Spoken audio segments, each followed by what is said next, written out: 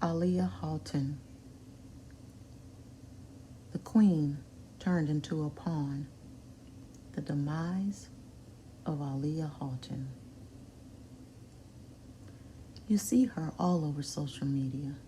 You see her on urban t-shirts and sweatshirts. You see her fashion looks being recreated. You hear her music being sampled by lots of artists. Her presence is undeniable. She's unforgettable. She is Aaliyah.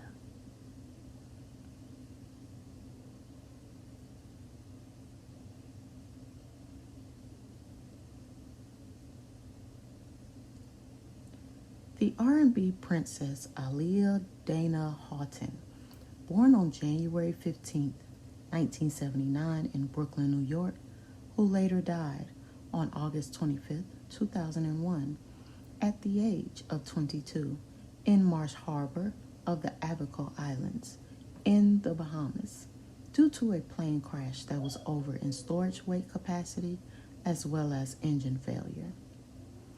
Everyone may know how she died, but do they know the why? There are so many videos about her death and the days leading up to her death.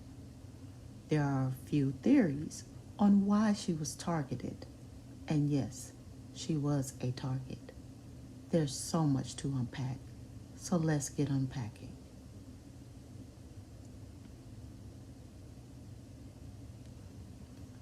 Let's begin with the words jealousy, envy, anger, and hate.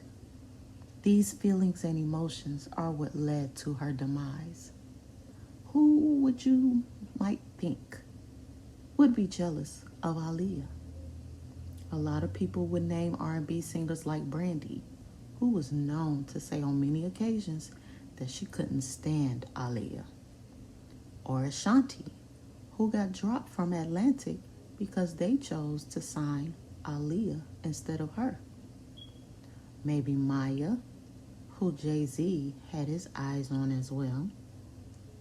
Or even Beyonce, who also has said that she didn't like Aaliyah, and she's worked with a lot of Aaliyah's glam squad. And there are other artists from the 90s that you could name. There are a few, but let's start with the men that were in her life. And yes, I said men. Men who may not be as suspecting, but a part of her history. The men who allegedly led her to her demise. In this video, there are a few key names that I will mention because they all play a role in the life path of Aaliyah. The first, of course, is her ex-husband, Mr. R. Kelly. Then there's Nas. We also have Jay-Z. Also DMX and Genuine. You also have Rockwilder, the producer. Then there's Timbaland, the artist and producer. And of course, we have to include her uncle, Mr. Barry Lloyd Hankerson, and her cousin, Jomo Kenyatta Hankerson, both who are owners of Blackground Records 2.0. Another New Yorker we'll have to include is Hype Williams. And these are just a few of the men who have either participated in her death, courted her, or had a hand in her business matters. Let's talk about her making moves in New York from her ex-husband and label mate R. Kelly in 1996. Her management team's plans were to immediately shop for a record deal after her last tour dates, as well as doing collabs with other New York artists and producers. She was released from the label Jive because she was no longer going to be working with R. Kelly, who was the producer and songwriter that they entrusted her talents to. It was the main reason for her getting her contract at such a young age. It is also said that it was hard getting her another deal. No one wanted to work with her, all because she wasn't coming with the machine of Mr. Kelly. Mr. Robert Kelly was a hit maker, and if she wasn't working with him, then her work probably won't have any hits or make any money.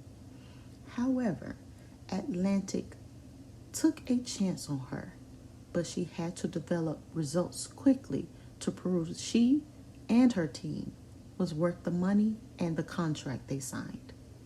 And after listening to multiple producers, she chose to work with Missy and Timbaland. The work of going to industry parties and collabing with popular producers and rappers at the time was the goal, putting herself out there and on the scene.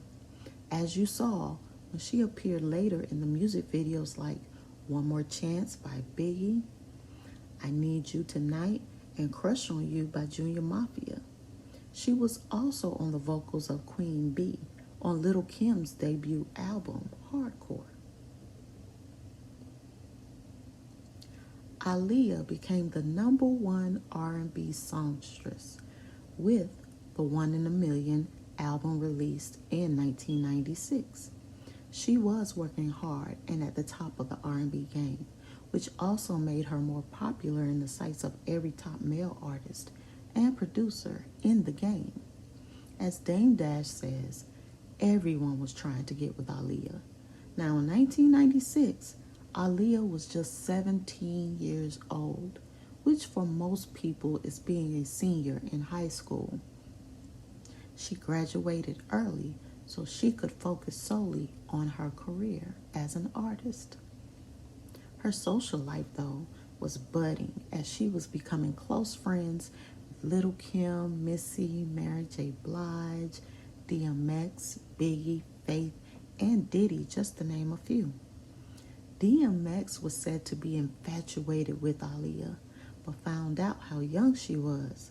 Plus, DMX was married, so he fell back a little, but still wanted to work with her and develop a friendship. He actually wanted her to play the role of his love interest in Belly as Keisha. However, Hype Williams and Aaliyah's team did agree that the role did not fit her image at the time. Not to mention, she was about to turn 18 and he was about to be 27 years old.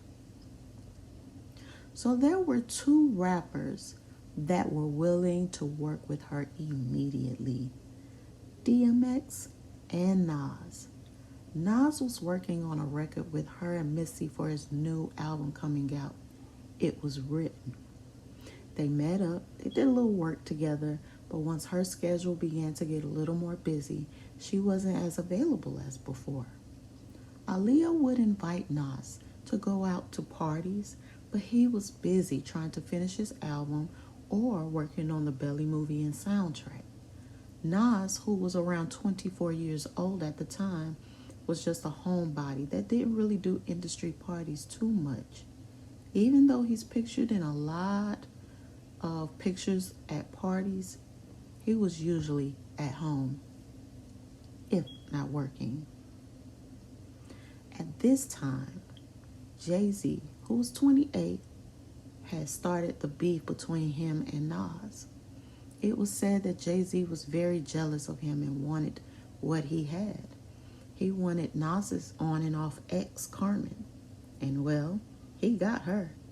Jay-Z also wanted to work with artists that Nas worked with to prove that he had better records than him. Jay-Z is and will always be a very competitive man. Lo and behold, Nas, who's 26 at this time, shows up to his Hate Me Now video premiere party with who? Aaliyah.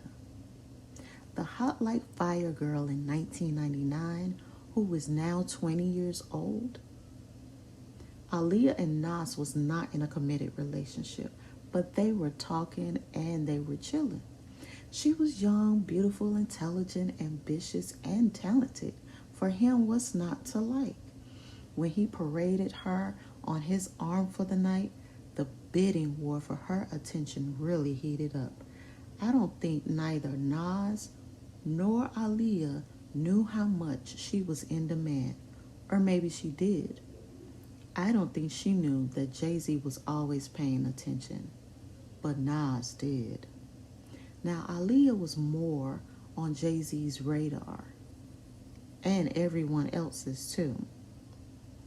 She was a woman who understood her power. She stood in it, and she fully operated in it. Mind you, this is the same video that Hype Williams also directed, starring Nas and Puff Daddy, known later as Diddy.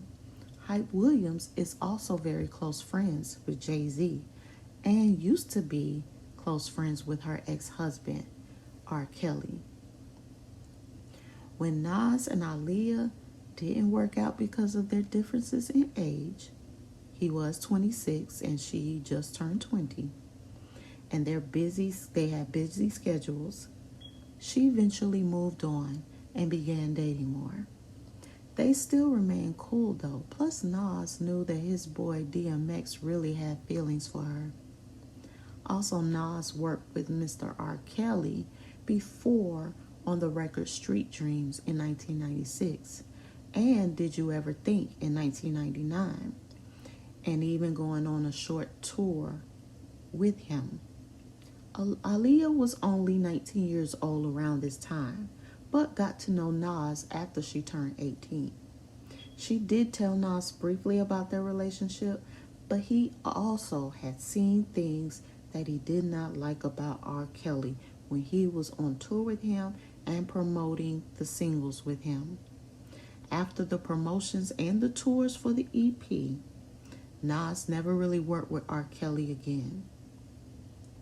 Nas and Aaliyah never were in a serious or committed relationship. Join us tomorrow as we go to part 2, as we delve into her relationship with Jay-Z and Dame Dash. Thanks for watching.